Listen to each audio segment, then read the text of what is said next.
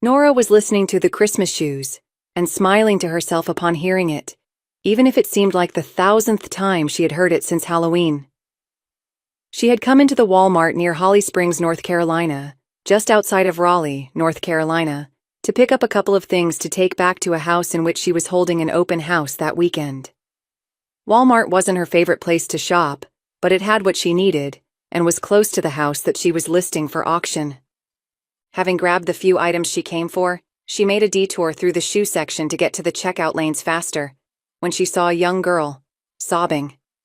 She was Caucasian, looked to be in her early teens, was thin and had wildly curly auburn hair that hung down past her shoulders.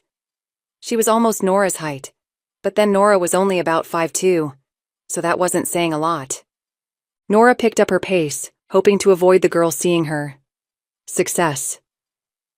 But then when she reached the next aisle, her conscience kicked in and she turned around. Not seeing an adult nearby, Nora felt awful to simply leave her in that condition. Sighing and cursing herself for not being able to walk away, she walked back to the girl and asked, "Honey, are you okay?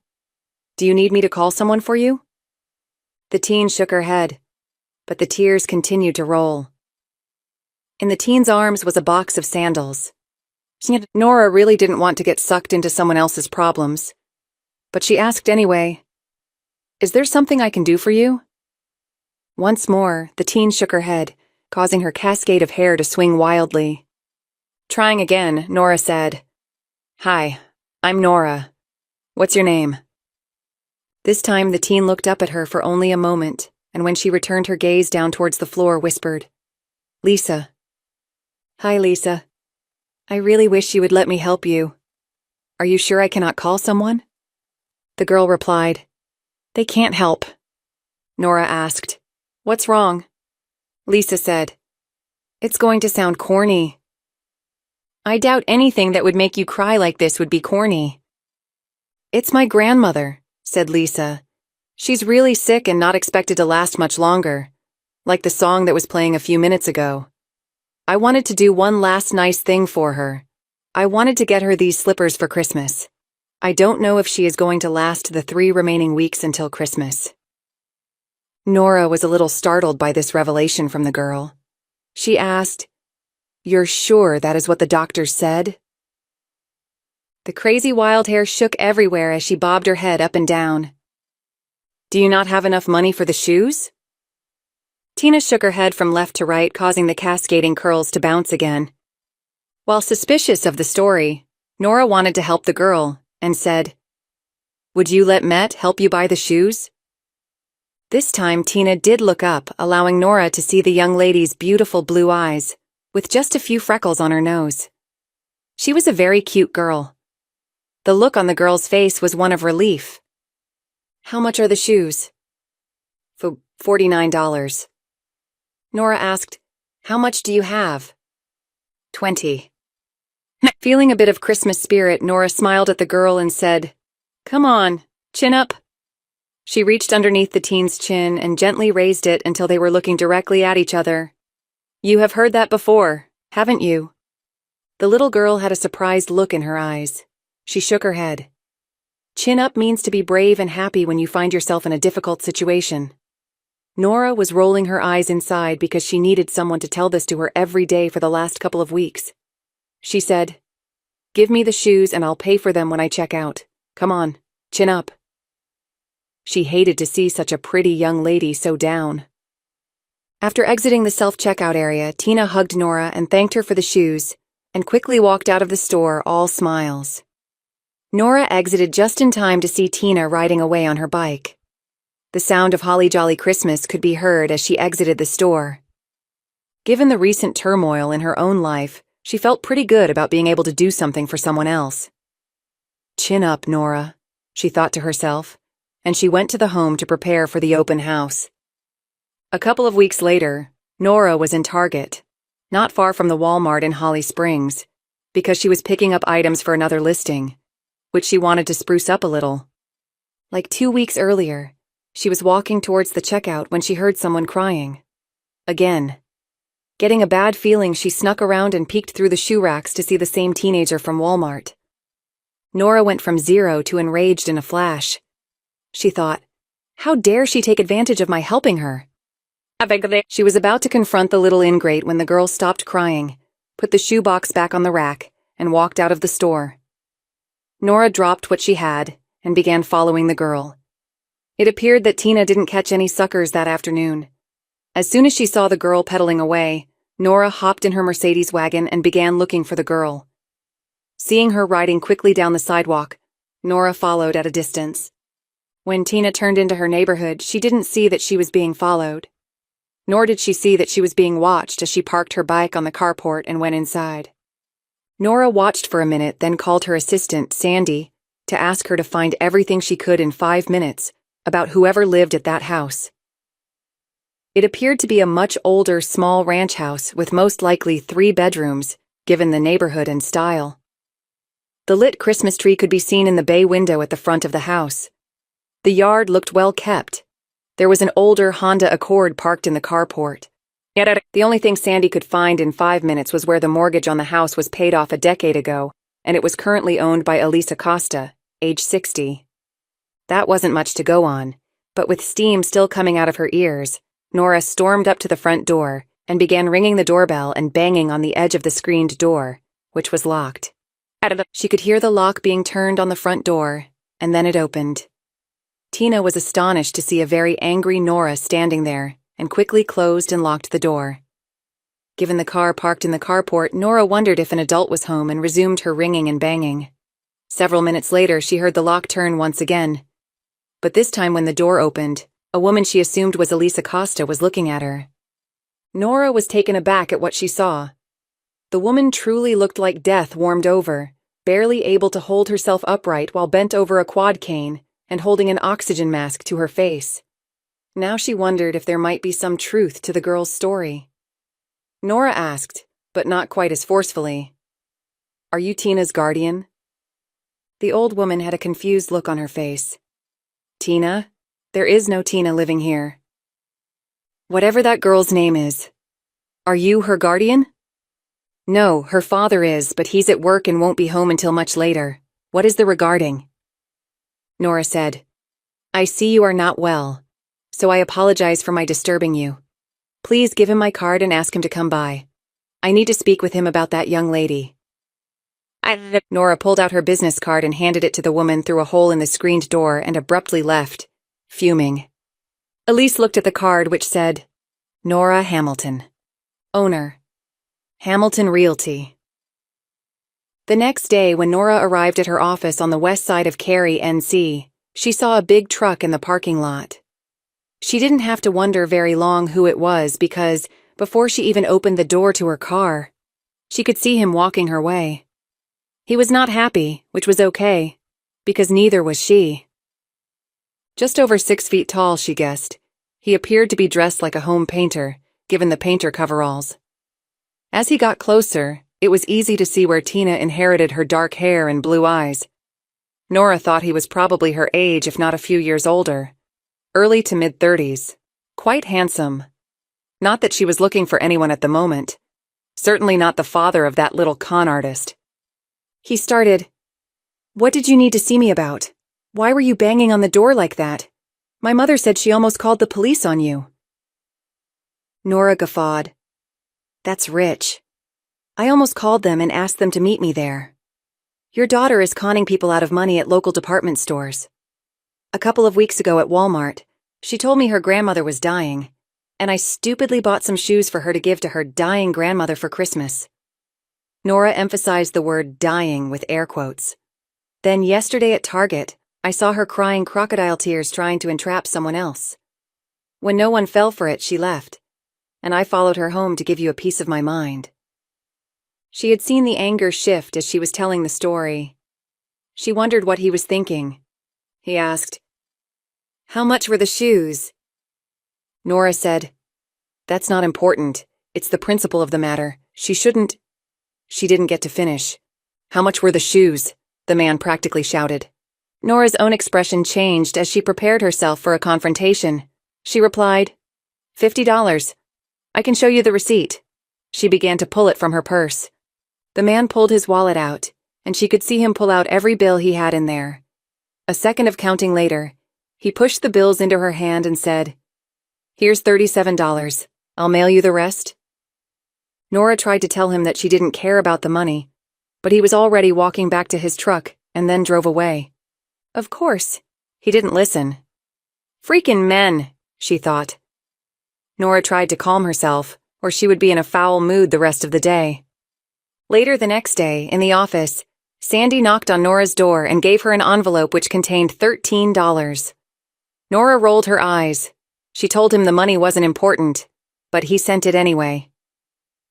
2 days later, on Christmas Eve, she was preparing to close up the office before driving to her parents' house in Charlotte for Christmas. Sandy and Nora's 2 real estate agents had already left for the holidays. She was going through the mail and saw a Christmas card addressed to her personally. It said, "Ms. Hamilton, on behalf of Toys for Lil Troops, we would like to thank you and the Acosta family for your generous contribution. We will be sure that the new or gently used toys make it into the hands of children of low income and/or deployed troops by Christmas. Thank you." She mused. She wondered why it would be addressed to her when she had already been repaid. She suspected that the family had given whatever else Tina had conned to the charity. Then she wondered, but why was the card sent to me? She locked her office and drove the 2.5 hours to her parents'. She wasn't really looking forward to the visit. After a lonely and depressing holiday season, Nora was in her office on February 1st, when she heard the outer door to her building open, and someone asked for her. A moment later, she was stunned to see Elise and Tina standing there. Elise looked much improved. Whatever had been bothering her seemed to be better, except for her still using the cane. Elise asked, "May we speak to you for a minute? I'm sorry for just dropping by. I was afraid that if I called in advance, you might have refused to see us." "Oh, no problem," Nora said. "I'm glad to see you're feeling better. Tina had me convinced you were about to die. What can I do for you?" Elise patted Tina on the butt, which caused her to jump a little. Then she said, "Ms. Hamilton, I'm sorry about lying to you and talking you into giving me money. It was for a worthy cause, but it was still wrong. I apologize." This confused Nora for a moment, because she was wondering if Tina was referring to the Toys for Lil Troops as the worthy cause. Nora said, "Thank you, Tina, for the apology. Your father repaid me, but I'm not certain why the Toys for Lil Troops charity sent the thank you card to me." Elise said, "Actually, her name isn't Tina. It's Sylvia. She didn't want to use her real name for obvious reasons. We wanted the card sent to you so you would know that we took all the money given to Sylvia, or gift cards for which she traded the shoes, and donated it to charity. Her father and I are both terribly embarrassed. We didn't raise her to steal, so we're very sorry. We wanted her to tell you in person." Then Elise lied when she said, her father would have brought her, but he has been very busy with work. Though the last part of that sentence was true. "Mrs. Acosta, if you don't mind my asking, Sylvia, why were you trying to get people to give you money?" Nora queried.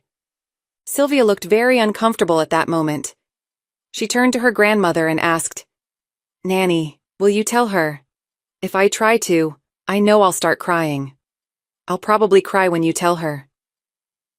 Elise wrapped her arm lovingly around her only granddaughter and said, "She was doing it for her father. About a year ago, just after the holidays, Sylvia's mother, well, ex-mother now, left my son, Daniel. She gave him 2 sets of divorce papers. In the first set, she offered him 100% custody of Sylvia if he surrendered all of their assets. Everything, including his business tools. He's a painter. He had a business and ran a couple of painting crews. That offer would leave him penniless. In the second set of papers, she was asking for 100% custody of Sylvia and most of his assets, including enormous alimony payments. She promised to make his life hell if he didn't take the first option. So, of course, he took the option where he could keep Sylvia. They moved in with me, and Janet remarried an investment advisor as soon as the divorce was final. We haven't heard from Janet since then. After the divorce, with no tools, he couldn't run his business. He had to let his employees go. He now works for a couple of different builders in the area, but he's just an employee instead of an owner, and the pay isn't what it was. He drives for Uber when he isn't working in or on houses. Finally, I was in an accident several years ago, which killed my husband and put me in the hospital. We were too young for Medicare but had decent insurance. We were both in ICU for several weeks, and I was in a room much longer. I survived and they saved my leg, but I cannot use it like I once could, hence the cane. As you can imagine, our hospital bills were enormous. Daniel and Janet were helping me pay off the hospital, but it would have taken years and years with their help. Now, after what Janet did, I'll never pay it off, but Daniel continues to help, which is why he works so much. Janet simply was tired of all of her money going to my hospital bills. Sniffling, Sylvia said, I was planning to take all the shoes back and trade them on gift cards, which I would have used to help buy some tools for my dad. He works so hard and for so long, but we cannot seem to get ahead. My intentions were good, but I shouldn't have talked you out of that money. I felt terrible while I was doing it. So, I'm sorry. Nora wanted to go over and hug Sylvia. She felt terrible for her. What her mother did to that family was horrible. Nora said, You're right. It's better to be honest about these things. I was pretty angry when I was knocking on your door. For a minute, I wondered if you were telling the truth when I saw your grandmother answer the door. Elise, I felt bad that you came to the door at all. Elise smiled. I was very sick. I had a bad case of pneumonia, which is why I had the oxygen. I was actually getting better when you saw me, but my appearance didn't reflect that. After that, the conversation paused, and Elise prepared to leave. Thanks for seeing us, Nora. We aren't bad people. Sylvia and I would do anything for her father. It's okay, Mrs. Acosta. I respect families that love each other that much. It is very rare. Elise smiled at her. As she was turning with her granddaughter to leave, she hesitated and asked, Miss Hamilton, if you aren't too busy next Friday or Saturday evening, would you let me cook dinner for you? I would be interested in your opinion of my home. We might be needing to sell sometime in the near future, and if we do, it would be nice to have an expert's opinion early on to help us prepare. She knew if Sandy was listening to this conversation and she refused, she would catch grief for the next several weeks. Nora had told her about the handsome but angry man that confronted her in the parking lot before Christmas. What could it hurt to have dinner either before or after looking at their house? She didn't usually deal with properties that small or in that price range, but she was sure she could give them some idea of its value and tips to ensure that they maximize its potential. I think that can be arranged. How about Friday? I'm hosting an open house that Saturday and I'm usually dead after that. Elise smiled and said, We'll look forward to Friday. After they left, Sandy walked in, en queue, and gave Nora an inquiring look. Her desk at reception was close enough that Nora knew she heard everything through the open door. It's nothing, Sandy. I'm going to give them some advice, and she's going to feed me. There isn't anything more to it. Sandy hoped she was wrong. She had been worried about her boss, her friend, since Thanksgiving. Maybe at least a date could come out of this.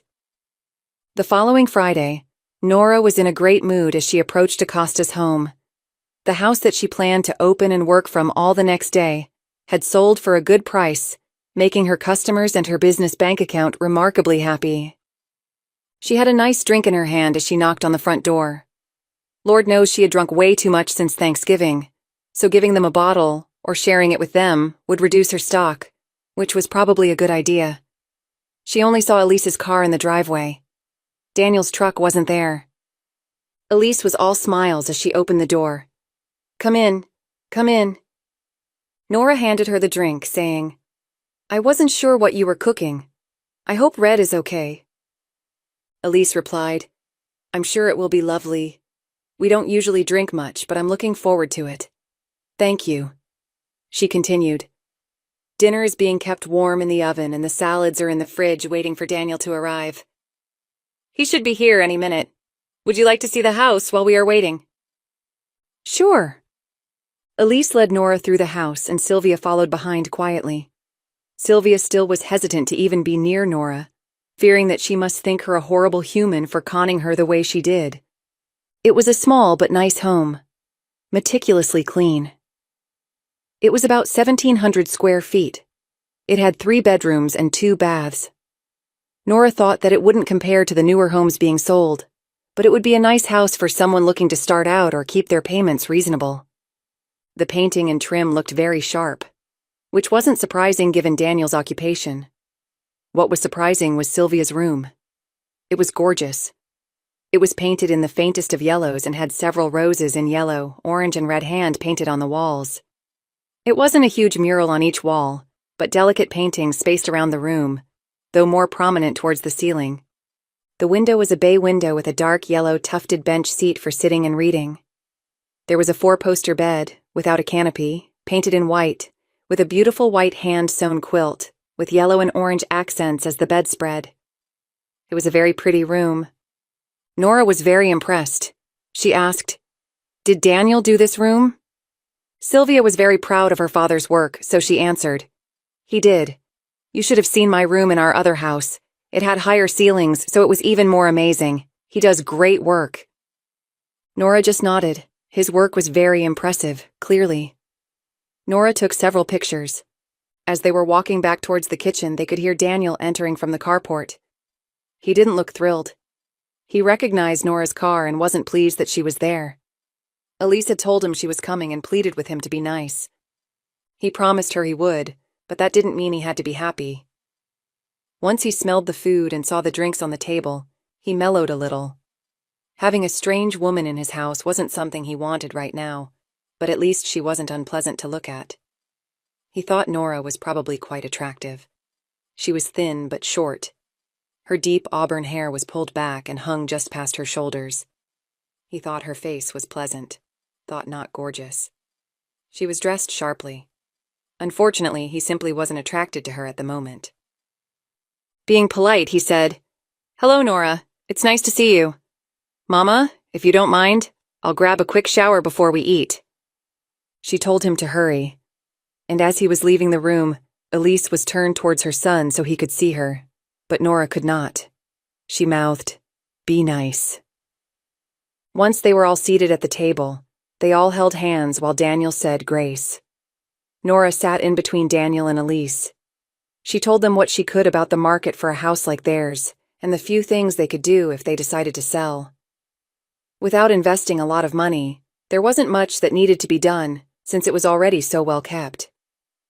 Nora told them a little about herself. From Charlotte, UNC, Chapel Hill graduate, worked for a realtor during and after college, and her parents, who do pretty well, helped her start her own company. She already knew a bit about them. Daniel was a painter and had been a long time. He and Janet had been married 15 years. They married while in college. He helped her to get her CPA and business started. Elise had been married 25 years before her husband Paul was killed. She worked at the nearby Whole Foods because they had good benefits as long as she could maintain 30 hours per week. She had lived near Raleigh all her life. Sylvia was a harder nut to crack. She had to change school districts because of the divorce and didn't get to resume her musical theater lessons. She was a very good student, but the divorce and her mother's treatment of her had hurt her terribly. She was beginning to sprout into a woman and missed having her mother to talk with. Nora asked, "Daniel, I'm told you did the painting in Sylvia's room here, and an even more impressive work in your old house." "Thank you. I've tried to sell it to builders and even showed them pictures, but they haven't been interested. Sylvia liked the idea and I was happy to do it for her." Nora could see Sylvia beaming at her father. Nora patted him on the arm and said, "Well, if you ever want to come paint one of my bedrooms, I prefer orchids over roses." Which brought a chuckle from everyone. After more conversation and finishing their dinners, they were relaxing at the table enjoying the drinks when Sylvia asked, "Dad, are you still able to take me shopping tomorrow? The church dinner is next weekend." Nora looked across the table at Sylvia, but Elise beat her in answering. "There is a Valentine's Day dinner and dance at our church. It is for the youth in junior high and high school. For many of them, it is their first time to actually dance with someone of the opposite gender. We want to provide a safe environment where the first time they have the opportunity isn't at someone's house party, while their parents are out of town or at a frat house. Sylvia rolled her eyes at her grandmother. She said to her father, "I've outgrown all my other dresses. I need one for dinner. Are you still able to take the afternoon off, Dad?" Elise could tell from the slow response that her son needed or wanted to work, but she was planning to work also, because her leg prevented her from doing a lot of walking that usually comes with shopping. Standing at a register for hours was okay, but she couldn't walk long distances. Daniel said, "Can we go late in the day so I can put in a full day's work?" Sylvia asked, "Do you promise that you'll be here on time?"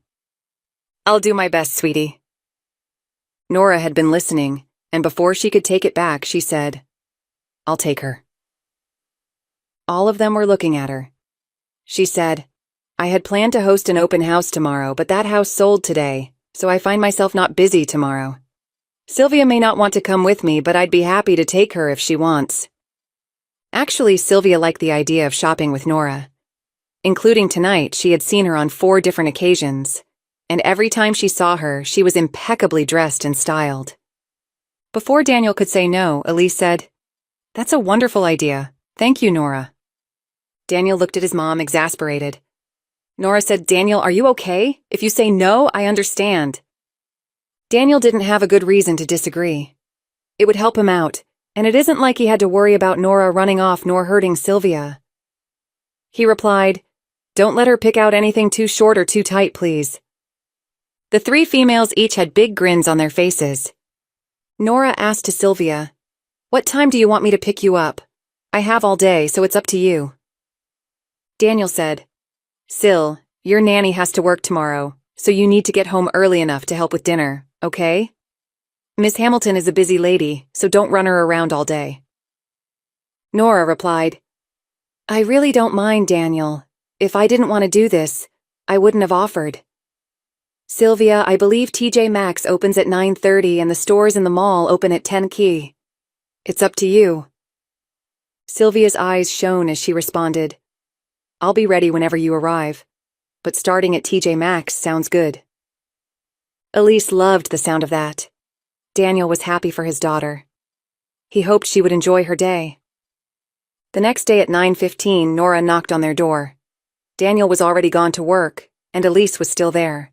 She said, "Nora, thank you so much for doing this. Sylvia was bouncing all over the house this morning. She has $60 to spend on a dress, so hopefully together, you can find something in her price range." Nora said, "Don't worry, I'm sure we will." With that, they were off. Nora stopped at a local coffee shop for them to get their coffees, and Sylvia loved it. She felt so adult, since that was something she never got to do, especially since her mother left. However, later that morning, the mood had turned. Sylvia was a little nervous, because after leaving TJ Maxx and Kohl's, she hadn't really found anything that she liked or thought looked good on her. Nora was very encouraging outwardly. Inwardly, she was disappointed also. As soon as they returned to her car, she said, "Let's go to the mall." Sylvia was a little worried about that, because she was concerned her $60 wouldn't go very far there.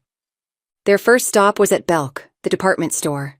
They spent almost an hour looking and did find a nice dress, but it was a little big in the waist. If they couldn't find anything else, they would come back and get it and pay to have it tailored to fit. Sylvia was still worried. So far, most of the dresses in her size didn't look appropriate for the evening, or didn't look well made. She had hoped to have already found a dress so she could relax and enjoy the rest of the day with Nora. Nora was nervous also, because she couldn't tell if Sylvia was enjoying herself or not. The constraints placed by the $60 limit were making it very challenging to find something in Sylvia's size that fit the needs of the event. Nora suggested, "Why don't we take a break for lunch, and we'll figure out where we should go next?" Sylvia nodded, with her hair bobbing along with her. She thought Nora would take her up the escalator to the food court for something, but Nora was heading outside towards the open-air portion of the mall. A minute of strolling later, they were at Maggiano's Little Italy.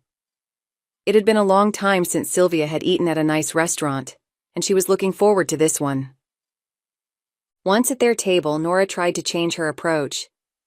"Okay, Sylvia, something doesn't seem to be working. I'm enjoying my time with you, but the shopping doesn't seem to be as much fun for you as I hoped. Can you tell me about it?" Sylvia paused for a moment, then said, I'm just worried about not finding anything. We've already hit some of the less expensive stores. The more we shop, the more expensive the stores. I had hoped we would have already found something, so I could enjoy the rest of the day simply browsing with you. Nora thought for a moment and said, "Have you ever heard of the expression, it's better to ask forgiveness than permission?" Sylvia bobbed again. "How about this?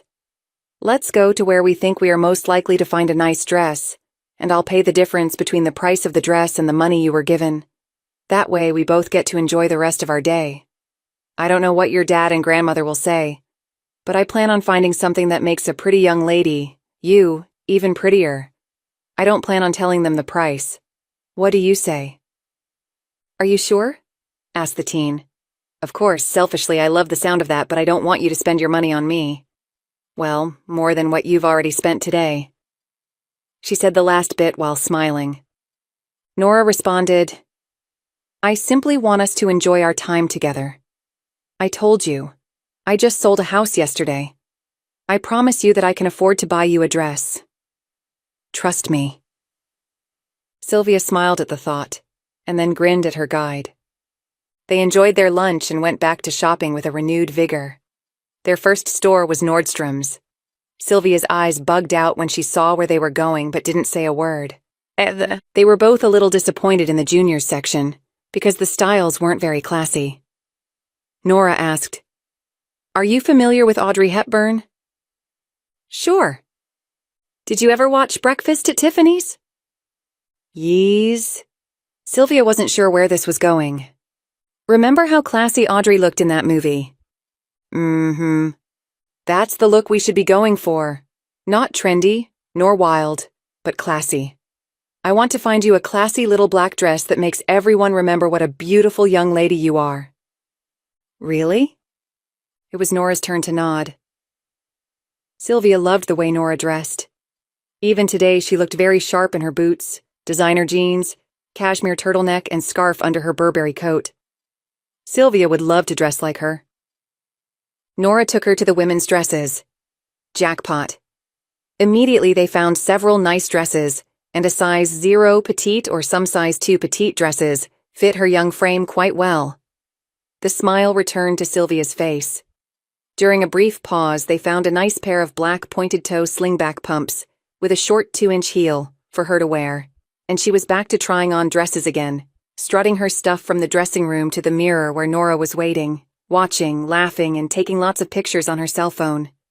They spent at least 2 hours there and had a grand time. While Sylvia was changing from the last dress, Nora asked the salesperson to hold the shoes and the dress that looked the best on her ward, and also asked if someone could find some nice black sheer tights to match the dress for Sylvia. The rest of the day was much more pleasant. Macy's, Brooks Brothers, Talbot's, and Ann Taylor all had something to offer, and with something nice now being held at Nordstrom, the shopping was much more relaxed. Nora even purchased some underwear for Sylvia that wouldn't cause VPLs, visible panty lines, to show through the dress. They stopped for another coffee, decaf, and sampled a few goodies at Godiva Chocolatier while they browsed. They enjoyed each other's company and learned more about each other. Each of them was having a wonderful day. Late in the afternoon, Sylvia looked at her watch and said, "Oh, shoot. I guess I should be getting back to start dinner." Nora hated to bring the day to a close. She asked, "What are you cooking?" "Some penne pasta with chicken and a creme sauce." "Oh, that sounds good. Want some help?" Sylvia's eyes were filled with wonder. "Really? I would love for you to, but you've spent all day with me. I'd feel guilty if you helped me cook." "Nonsense. Sadly, I don't have a date lined up, so I'd love to spend the evening with you. When does your grandmother get back?" "She'll probably get back just after 7, and Daddy will get home around 8. Nora said, "Well, let's go get your dress." Excited isn't a strong enough word to describe how Sylvia felt. She loved the dress and hoped her dad and grandmother would too. When it was time to pay for the dress, Sylvia saw the shoes and tights in the bag. She knew it was going to be a lot more than $60. It was. She was very pleased when she gave Nora her money, happy that she contributed towards the purchase of her dress. She was looking forward to the next weekend. On the drive back, they stopped by the Whole Foods, where Elise was working, and picked up some fresh penne pasta for cooking, some fresh Parmesan cheese, and a few beverages for the adults, plus some soda for Sylvia. Elise was pleased to see them and hugged her granddaughter, for whom she was very happy. She was almost as happy for Nora, who looked like she was having a good time also. Nora asked, "Do you mind if I help her cook dinner?" "Honey, of course I don't mind. I'll see both of you later." What had started as a day to simply help a young lady get a dress for an upcoming dance had turned into so much more. Nora enjoyed spending time with Sylvia. She found her to be fun, funny, bright, and quite sharp. Yet she was also terribly vulnerable because of what her mother did and was searching for love and reassurance. Nora enjoyed providing encouragement to her. She enjoyed her day very much. Sylvia looked up to Nora.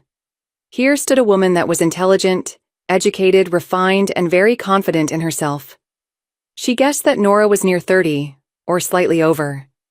Yet she already owned her own realty agency, and was obviously doing well at it.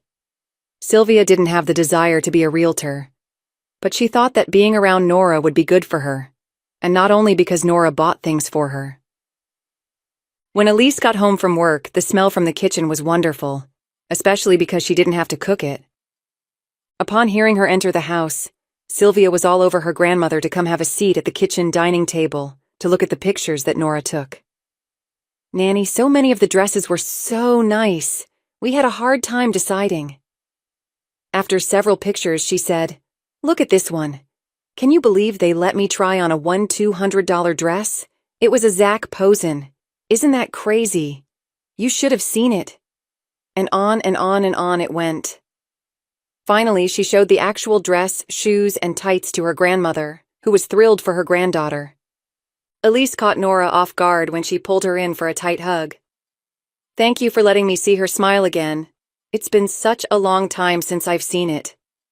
Nora told her, "That's a shame, because she has such a wonderful smile. I like seeing it too." A similar occurrence happened when Daniel arrived. Immediately he was hugged by his daughter, who was very happy to see him. He, too, was pleased by the smell of dinner, but unlike last night, he wasn't upset to see Nora still there. Given the pleasant smiles on everyone's faces, he was rather happy also. There hadn't been enough happiness in their lives lately. They told him to take a quick shower, or they were going to eat without him. So he hurried. The plates were on the table when he returned, and Sylvia quickly showed him many of the dresses she had tried on. From time to time he would look over at Nora and smile, and she would return his look with an almost entertained look of her own. Finally he asked his daughter, "So are you going to show me which dress you bought?" Before Sylvia could reply, Elise interrupted. "Just wait to see it on her next weekend. I've seen it, and I think you'll approve. You saw it in the pictures she showed you, and none of those were too tight or too short." This was true.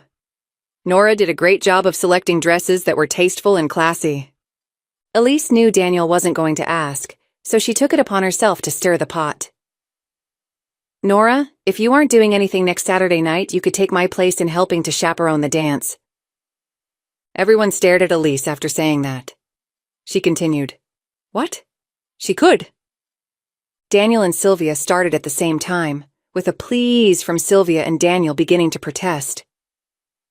"I'm sure she's much too," was all he got out before Nora said, "I'd love to," immediately silencing the room. "I would. I've invested a lot of time in this dinner dance already. I'd love to help Sylvia any way I can."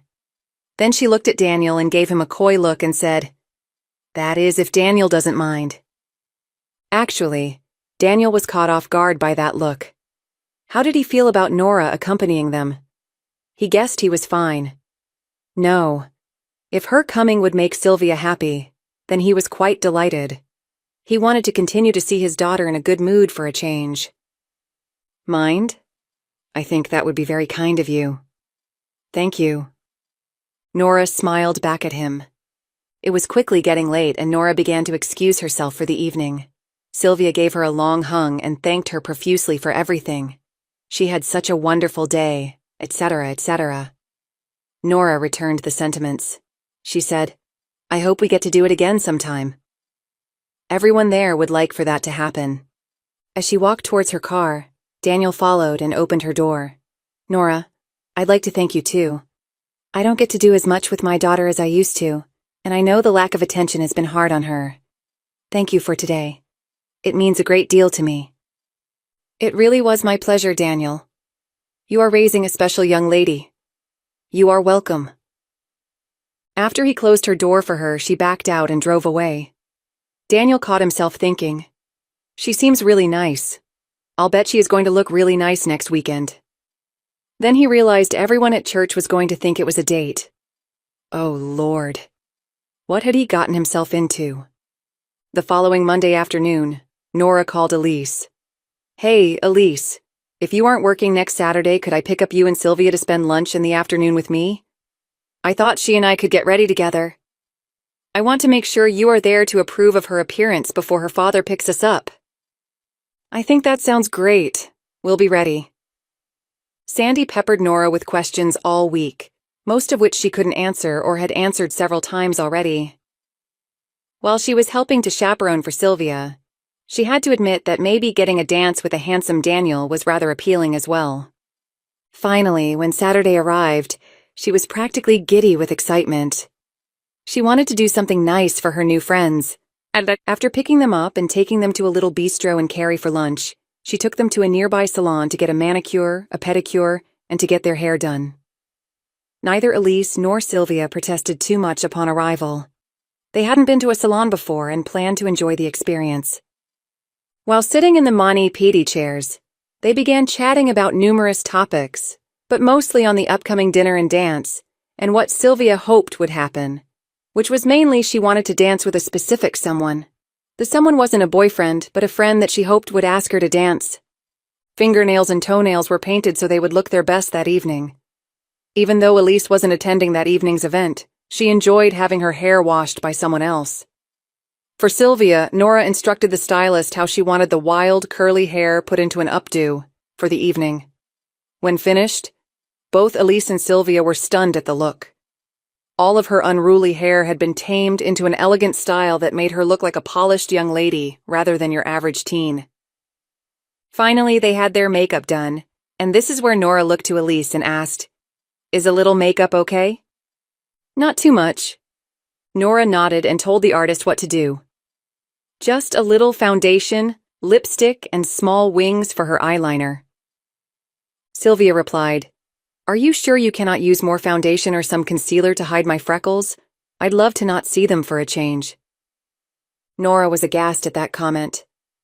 "Why would you say that, Sylvia? I love your freckles. I like to think that when God made the stars in the nighttime sky, He was actually trading little specks of night to put on your nose with your beautiful skin. To make the nighttime sky beautiful. You should love your freckles because they make you unique and beautiful." Sylvia didn't know what to say. It was one of the nicest things anyone had said about her appearance. She and the makeup artist struggled to hold back their tears after hearing that. The artist thought, "That was so lovely. I think I'm going to use that on some of my future clients." Everyone was pleased and excited on the drive to Nora's house, partially for the evening, and partially because they were eager to see her house, and for Nora to show it to them.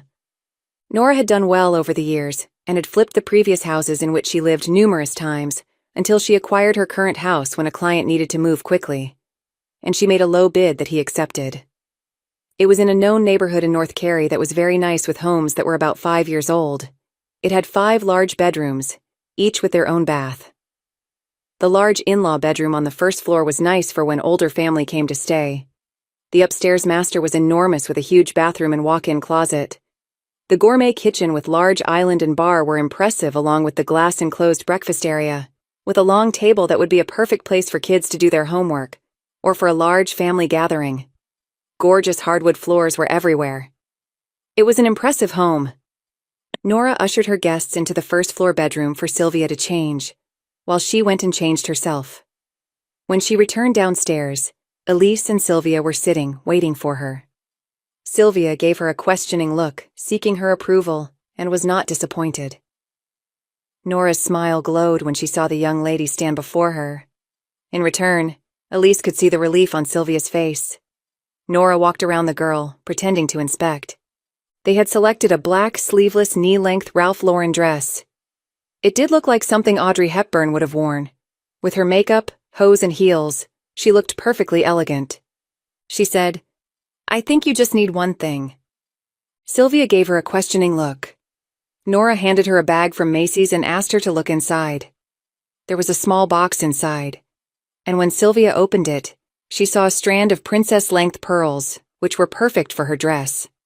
Nora said, "They are fresh water, not salt water, but they are real and look nice. Nobody will know the difference. I saw them while we were shopping and thought they would look perfect on you tonight."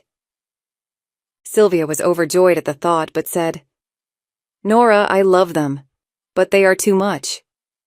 She looked at her grandmother for guidance. "Trust me, they weren't much, and they perfect your ensemble. Besides, you can wear pearls with almost anything, and they always bring a touch of class with them."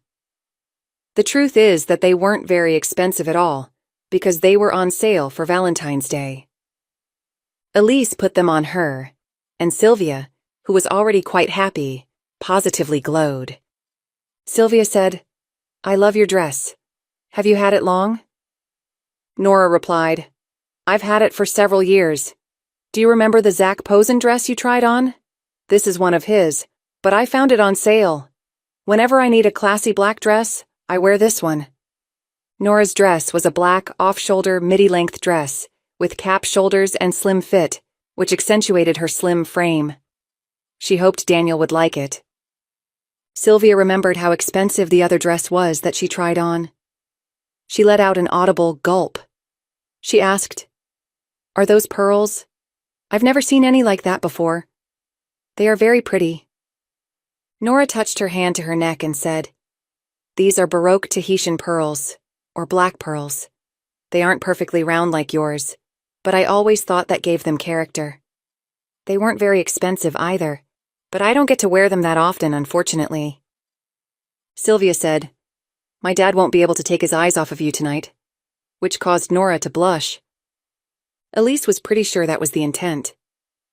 Nora said, "Well, I imagine he's going to be keeping an eye on you because I suspect the boys, or young men, will think you are very pretty." "Thank you," replied Sylvia. Elise got them together to take several pictures with her phone, and Nora and Sylvia had her do the same with theirs. When Daniel arrived to pick them up, freshly showered and shaved, wearing his nice suit, he was driving Elise's car instead of his truck. He had taken the time to ensure it was washed and cleaned prior to today. No need for the ladies to have to climb up into his truck when he could use the car, he thought. He was blown away by the large house at the end of the cul-de-sac in which Nora lived. It didn't surprise him too much given her occupation and business, but it was quite large and impressive from the street. He sighed thinking about how he would never be able to afford something like that, and wondered if he could ever do anything for Nora that wouldn't be overshadowed by her own accomplishments. Given his ex-wife's behavior and current debt load, he wondered if he would always come up short in that area. When he knocked on the front door, his expression changed, though, as he saw two beautifully dressed women waiting for him. Elise was smiling like a Cheshire cat watching him. He was blown away by Sylvia. His little girl didn't look so little. She hadn't developed a figure yet, but she looked like a thin adult rather than a teenage girl. "My God, you're beautiful, Sylvia. You look amazing.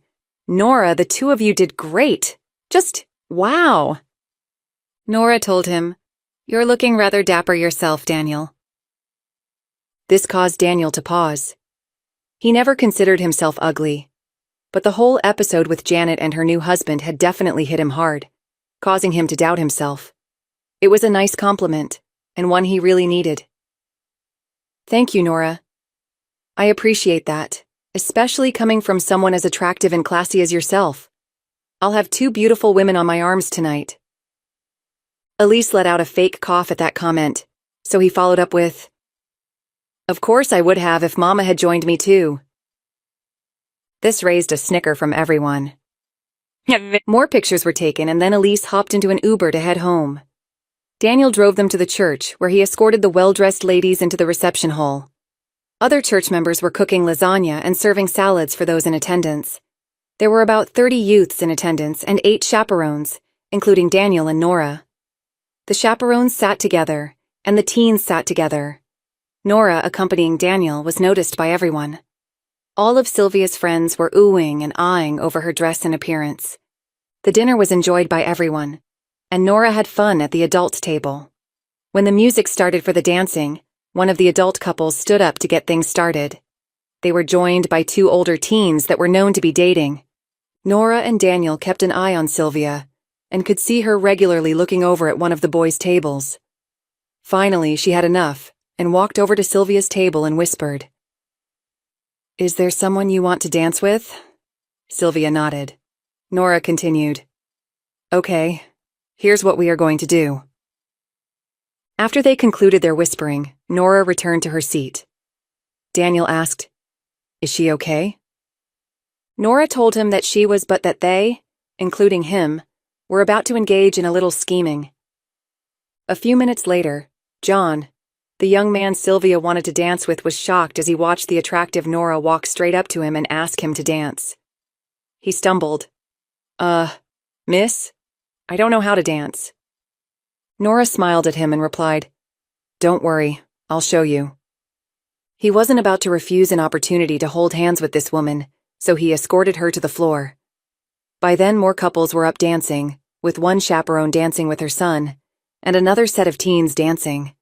So as not to embarrass John, Nora led him a little away from the others, and she coached him into performing a basic box step, and made sure he had one hand on her waist and another holding her hand. He was enjoying himself immensely. His friends, still sitting, were envious. Even with her heels, he was still an inch taller than Nora. Once into their rhythm, they had a nice chat. Nora asked him, "Do you know Sylvia Acosta?" "Yes, she's one of my friends." "Good. In a few minutes you are going to get a chance to dance with her. Can you do me a favor, please? When you are dancing with her, tell her how nice she looks. I don't care if you compliment her on her hair, her dress, her shoes, or something else. I think she would appreciate a compliment from you. Me and her dad can tell her nice things all day long, but coming from a guy would mean a lot to her and to me. Everyone likes Sylvia. We all feel bad for her because of her mom leaving the way she did. I'm surprised Sylvia would need a compliment from me." Nora responded, "Well, she shouldn't need it, but I know it would make her happy if it came from you." "Okay, no problem. Thank you for showing me how to dance. There are probably several other guys that need lessons too." Nora laughed inside at that because it was probably true. She didn't let John see the laugh and told him that she would see what she could do. A few minutes later, as expected, they heard a deep, "May I cut in?" Daniel had been dancing with Sylvia, and they used that moment to swap partners, as planned. Nora thanked John for the dance, and the two adults could see the nervous smile on Sylvia's face as they eased away. Daniel said, "I cannot believe I just arranged for my daughter to dance with a guy. I know it, and dating and more are coming, but I'm not ready for it. She looks so wonderful, so grown up. My little girl isn't so little anymore." Nora let out a sigh. "That's true.